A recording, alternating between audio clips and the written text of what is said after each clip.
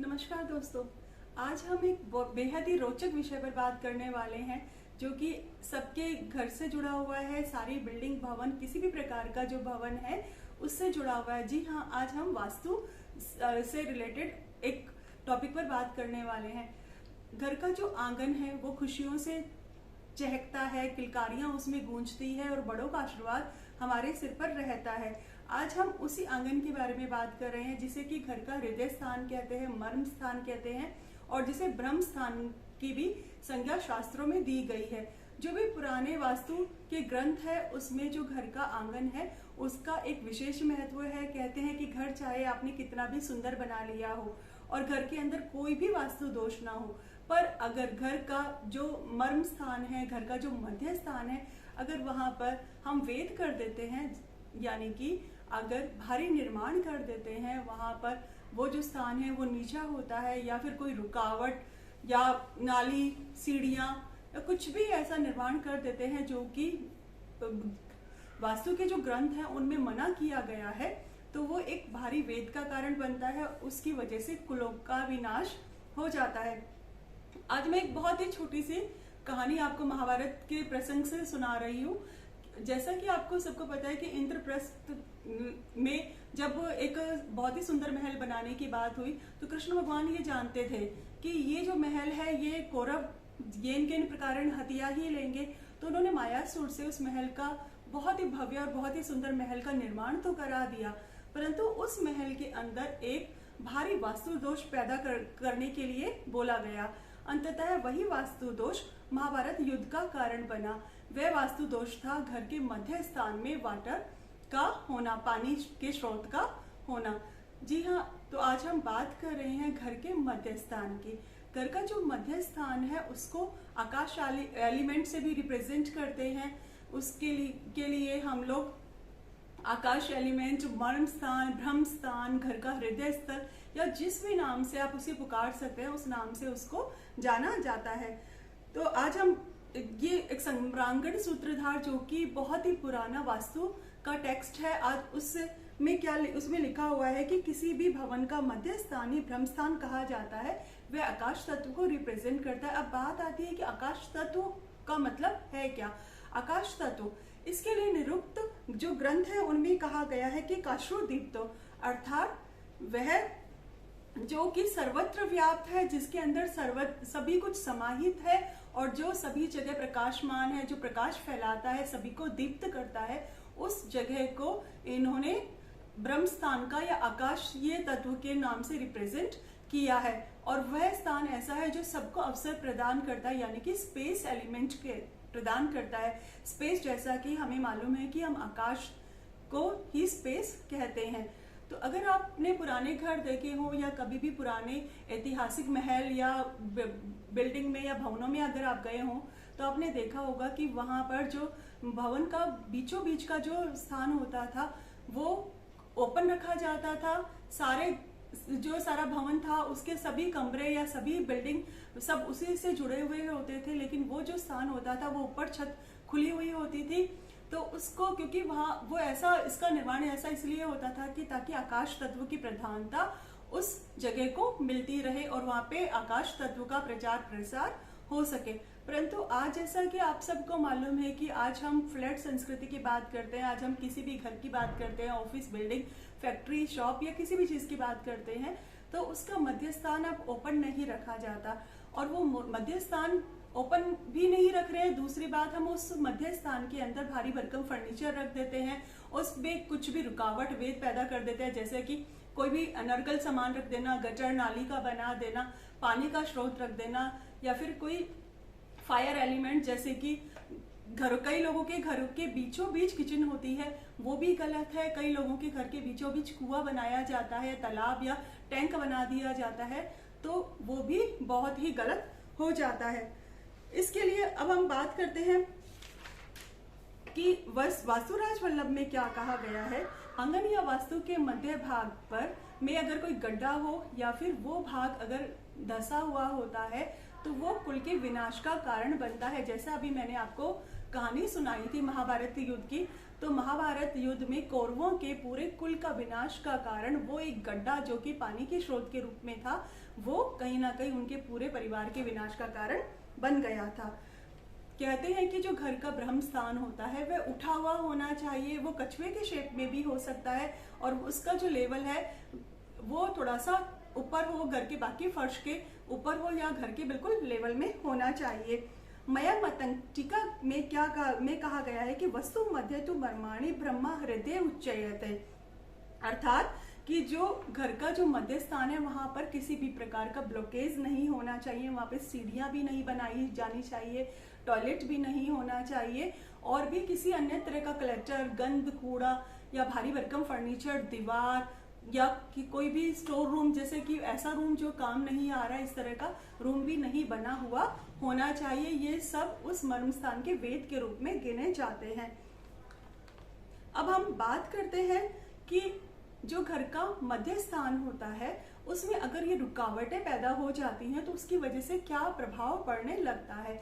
जैसा कि आप सबको मालूम है कि हृदय में अगर कोई भी छेद होता है या रुकावट होती है जो कि इसके फ्लो को प्रभावित करता है तो उससे हृदय संबंधित बीमारियां पैदा होने लगती है और हमारा शरीर बीमार पड़ने लगता है। इसी तरह से जो घर का मध्य स्थान है उसको ब्रह्म स्थान या हृदय स्थान कहा गया है।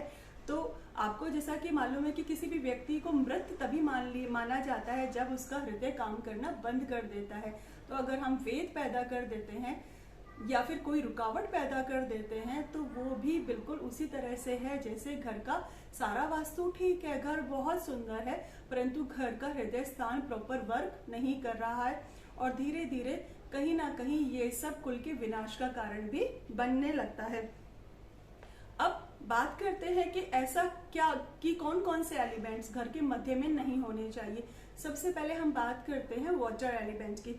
वाटर एलिमेंट यानी कि पानी का किसी भी प्रकार का स्रोत। कई लोग सजावट के लिए फिश एक्वेरियम बिल्कुल घर के सेंटर के बीचों बीच रख देते हैं या फिर घर के बीचों बीच टैंक, बोरवेल, कुआं या किसी भी प्रकार का कोई भी निर्माण कर देते हैं या फिर घर का जो पानी पीने का जो स्थान होता है यानी कि घर का मटका, कई बार जगह की कमी की परेशानी की वजह से वो मटका भी वहां पर प्लेस कर दिया जाता है। तो किसी भी प्रकार का वाटर एलिमेंट रखने से मोहर चिंतामणि में कहा गया है कि कूपे वास्तु मध्य देशे अर्थनाश, अर्थात अगर घर के अंदर या किसी भी भवन के वास्तु के अंदर अगर मध्य स्थान में किसी भी प्रकार का वाटर सोर्स है तो वो घर में या फिर उस देश में या उस बिल्डिंग के अर्थनाश का कारण भी बनता है। जैसा कि पहले मालूम है कि पहले की जो संस्कृति होती थी वहां पर जब ये वास्तु ग्रंथ लिखे गए थे उस समय एक या दो घर के बारे में नहीं लिखा गया था। तब जो लिखा गया था तब ये पूरे देश के लिए लिखा गया था। तो कहा गया था कि अगर देश के मध्य में वाटर एलिमेंट होगा तो कहीं ना कहीं जो उस देश का मालिक होगा उसको अर्थ हानि या फिर धन हानि के संयोग बनने लगेंगे। विश्वकर्मा प्रकाश में तो बिल्कुल ही मना किया गया, उसमें कहा गया कि विवर्जते सलीलम मध्य ग्रस्थित यानी कि किसी भी प्रकार का सलील यानी पानी रखने का स्थान या तालाब या पानी से रिलेटेड कोई भी एलिमेंट घर के मध्य में नहीं होना चाहिए। सम्रांगण सूत्रधार में कहा गया है कि वास्तु मध्य विनष्टे तु कुले वृद्धो विनश्यति, अर्थात अगर घर का जो मध्य स्थान है वो टूटा फूटा होगा, धंसा हुआ होगा, बीच में दीवार होगी, कोई स्टोर रूम या स्टेयर केस होगा, तो ऐसे घर में जो स्त्री और पुरुष हैं उनके चरित्र में दोष आने लगेगा, उनको अर्थ हानि होने लगेगी, उनको कहीं ना कहीं स्वास्थ्य रिलेटेड परेशानियां होने लगेंगी और धीरे धीरे धीरे ऐसा होगा कि जो घर का जो मुखिया है वह इस प्रकार से बीमार पड़ जाएगा कि वो नॉन क्योरेबल डिजीज होगी, वो सही नहीं हो पाएगा और अंत में उसको मृत्यु प्राप्त होगी। अब सेकेंड एलिमेंट की बात करते हैं। सेकेंड एलिमेंट है फायर एलिमेंट। जैसा कि मैंने पहले भी कहा, कई बार बहुत सारे लोग फायर एलिमेंट को अपने घर के मध्य स्थान में जगह दे देते हैं। सर्दियों में आपने देखा होगा कि लोग सर्दी से बचने के लिए सिगड़ी, अलाव या कुछ भी ऐसा कुछ भी जला देते हैं जो घर के मध्य स्थान में रखा जाता है। बहुत सारे घरों में घर के बिल्कुल मध्य स्थान में किचन रखी जाती है, जनरेटर रख दिया जाता है या कोई भी और इलेक्ट्रॉनिक आइटम रख दिया जाता है।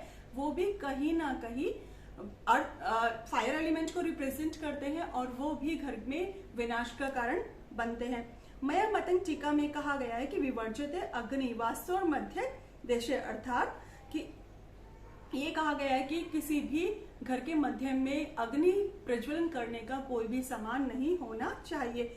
विश्वकर्मा प्रकाश व सम्रांगण सूत्रधार में तो कहा गया है कि अगर मध्य स्थान पर द्वार रखा जाता है तो समूचे कुल का ही विनाश होने लगता है। अब हम बात करते हैं कि हम जिस आकाश तत्व के स्पेस एलिमेंट की बात कर रहे हैं, क्या हम उसमें को बढ़ा सकते हैं, क्या हम उसके गुणों की वृद्धि कर सकते हैं? जी हाँ, हम उसकी वृद्धि कर सकते हैं। बहुत छोटे छोटे से आपको उपाय करने हैं। सबसे पहले आप अपने घर का वास्तु चेक करिए, घर का जो बिल्कुल मध्य स्थान है आप उसको चेक करिए। वहां पर ये देखिए कि कहीं भारी भरकम फर्नीचर तो नहीं रखा हुआ। उस भारी भरकम फर्नीचर को आप वहां से हटाइए ताकि वो जो स्थान है वहां पर चहल कदमी के लिए, मूवमेंट के लिए रास्ता मिले और लोगों का आवागमन, आना जाना लगातार होना चाहिए। फिर थर्ड हम लोग बात करते हैं कि वहां पर जो भी क्लटर है, कूड़ा करकट है, टॉयलेट, नाली जो भी है, उसको हम वहां से हटाने का कोशिश करें अगर संभव है तो। इसके अलावा एक जो तर्क संग्रह में कहा गया है कि ऐसे शब्द जो भी सुमधुर ध्वनि पैदा करते हैं, ऐसे शब्द पैदा करके भी हम आकाश एलिमेंट को बढ़ावा दे सकते हैं, क्योंकि तर्क संग्रह में कहा गया कि शब्द गुणक आकाशम, अर्थात जो शब्द की जैसे जैसे वृद्धि होती है, यानी आवाजों की जैसे जैसे वृद्धि होती है, ऐसी आवाजें जो सुमधुर हो, उन आवाजों की वृद्धि कर करके भी हम आकाश तत्व को बढ़ा सकते हैं। तभी आपने देखा होगा कि मंदिरों में मूर्ति के जस्ट सामने एक घंटा लगा हुआ होता है, तो उस घंटनाद की जैसे जैसे ध्वनि बढ़ती है, उसी वहां का, उस मंदिर का स्पेस एलिमेंट बढ़ता चला जाता है। नेक्स्ट हम बात करते हैं कि घर के उस स्थान का में सत्व गुण की वृद्धि करके। अब बात आती है कि सत्व गुण की वृद्धि हम किस प्रकार से कर सकते हैं। सत्व गुण की वृद्धि करने के लिए हम घर के मध्य स्थान में मेडिटेशन रूम, पूजा, प्रेयर या फिर सत्संग भवन कुछ भी बना सकते हैं। जब वहां पर निरंतर मंत्रोच्चार होगा तो वहां उस जगह पर सत्व गुण की वृद्धि होने लगती है। इसी तरह से जैसे अगर आपको ध्यान हो, पुराने घर आपने देखे हो प्राचीन संस्कृति में, तो घर के बिल्कुल बीचों बीच आंगन में तुलसी माता के लिए क्यारा बनाया जाता था और उस पे महिलाएं, घर की महिलाएं या स्त्रियां होती थी, वो दिन सुबह और शाम दिया जलाया करती थी और तुलसी माता की पूजा करती थी। तो कहीं ना कहीं वो भी घर के स्पेस एलिमेंट को बढ़ावा देने का काम करती थी।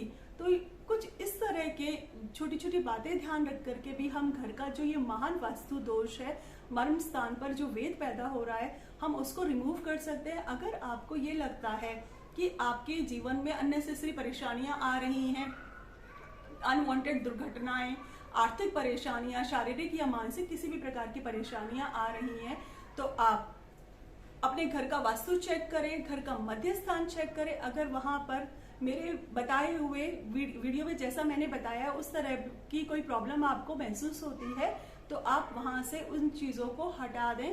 और मेरा अगर वीडियो आपको अच्छा लगा हो तो प्लीज लाइक करें, शेयर करें एंड सब्सक्राइब करें। Thank you.